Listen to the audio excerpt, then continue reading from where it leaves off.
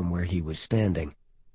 He eased around the half-track and jogged 20 feet along the silent road, his eyes sweeping shadowy corners and rooftops as he turned left into a narrow pathway between two buildings. The third scream, combined with the fact that the passageway he found himself in was a little tight and blind to be strategic, stopped him. He was certain now that it was coming from a young girl. An odd acoustic trick made her voice clearly audible, pleading for help, before suddenly going silent again. He stood there for a few more seconds before turning around and running back into the main street. As he approached the alleyway, he could hear voices of two men, sounding strangely distant as they bounced off the stone walls around them. Subtly repositioning his gun barrel to aim right, he continued to approach the alley. The black scarf that should have covered the girl's face had been partially torn off, making it possible to estimate her age at around 16 or 17. She was on her back, in the thick dust, kicking and punching violently at the two men trying to hold her. One had a knee on her chest, making it more of a challenge for his compatriot to tear off the robe that covered her from neck to toe.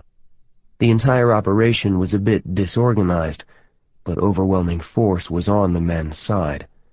With the aid of a knife, one of them exposed the girl's street clothes, a dirty t-shirt and the remnants of a gray wool skirt.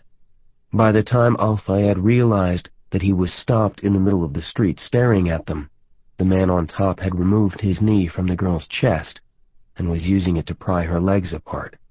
She managed to free a hand and was about to claw out at one of her attackers, but lost her focus when she spotted Al Fayed standing in the mouth of the alley.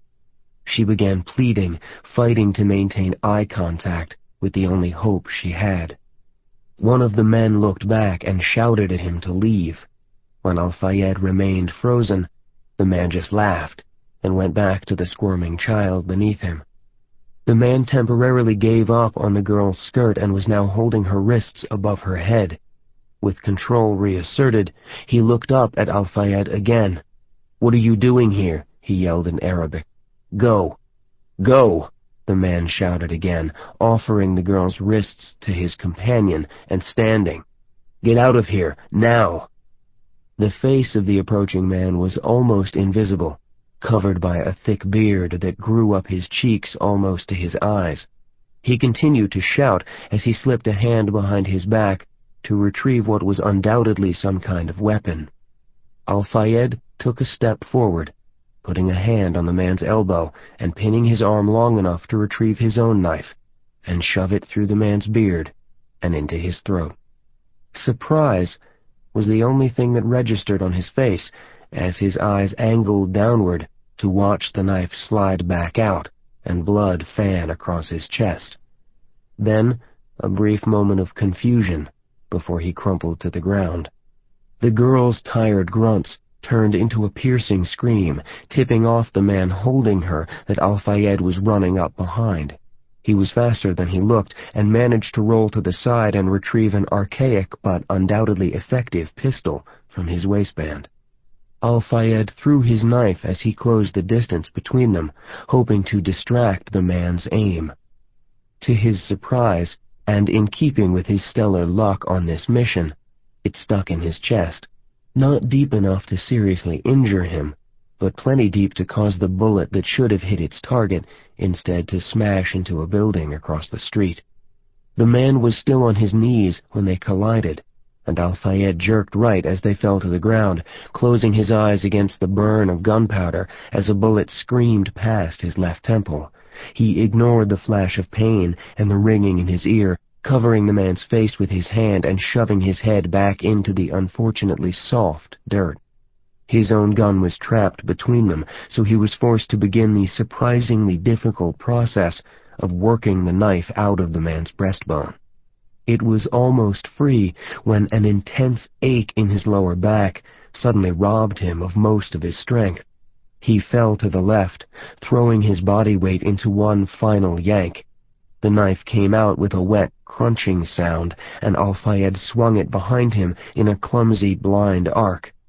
He caught the young girl across the throat, missing the critical arteries, but creating a gash deep enough to make her drop the bloody shiv that she'd stuck him with in order to clamp her small hands over her own wound.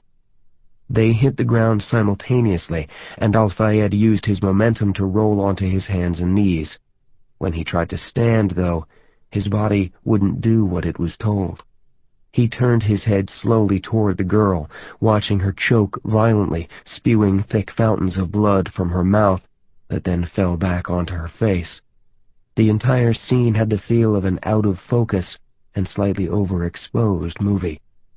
He heard movement behind him and managed to crane his neck far enough to see the man rise unsteadily to his feet and aim his gun. The flash was surprisingly dim, and was followed by an impact to Al Fayed's back that was sufficient to cause him to collapse face first into the dirt. The girl was motionless now, not dead, but watching the sky, waiting for it to come. Strangely, the smile that stretched his chapped lips hurt more than anything else. He'd obviously been a little smug in assuming that the girl was so unfit. It had all been a setup, designed to draw him into the alley so that they could take what he had and use it to survive another few days. It had been stupid to allow himself to be lured so easily, and stupidity was not rewarded in this part of the world.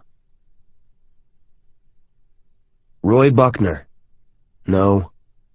Hillel Strand looked over the file in his hands as the distance between his eyebrows and the tops of his reading glasses increased. Jesus Christ, Matt. What now? The man's former Army Delta with multiple successful missions in hostile territory. He has a reasonably clean service record. I know all about Roy, Matt Egan said.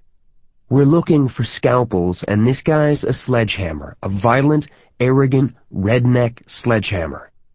At this rate, our team's going to consist of you in the secretarial pool, Matt. Is it possible that your standards are a bit high? These guys are special forces. I think we can expect them to be arrogant and a little violent. To a point, Egan agreed. But Roy has a real problem with overestimating his abilities, which I'll admit are considerable. And he's a little too enamored with killing. A story about Roy. He was on a joint mission in Syria a few years back with a SEAL I worked with.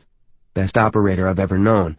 Roy spent the entire mission grandstanding, trying to prove he was the best man, and damn near brought the entire thing down around their ears. He doesn't know it, but that SEAL was within about 3 seconds of putting a bullet in his back, and if he had, I'd have supported that decision. Strand tossed the file onto his growing maybe stack and began digging through the ones they hadn't reviewed yet, finally pulling one from near the bottom. Your SEAL, he said, opening the manila folder. Salam Al Fayed. I assume there's no discussion necessary. We want him, right? Egan sighed quietly and leaned back in his chair, gazing at the photograph clipped to the file in Strand's hand. It had been a long time since he had looked at that face, but nowhere near long enough. Homeland Security had finally stabilized its organizational structure, and Egan had been brought in to help create a division that would be involved in the more tangible side of ensuring the safety of America's citizens. The exact mission of the euphemistically named Office of Strategic Planning and Acquisition was still a bit hazy, but the bottom line was that the government was moving to what politicians politely called a more surgical approach. Apparently, they'd finally come to the rather obvious conclusion that the U.S. couldn't go to war with every country that hated it, or was starting a nuclear weapons program, and this was their solution. Matt Egan had been recommended for the job as Hillel Strand's number 2 at OSPA, and during his interview, Darren Crenshaw, the new director of Homeland Security, had described the program as being based on a Mossad-type model. Egan had assumed that his response to that characterization, essentially, yeah, and look how well it's worked out for the Israelis, would quickly end his candidacy. It turned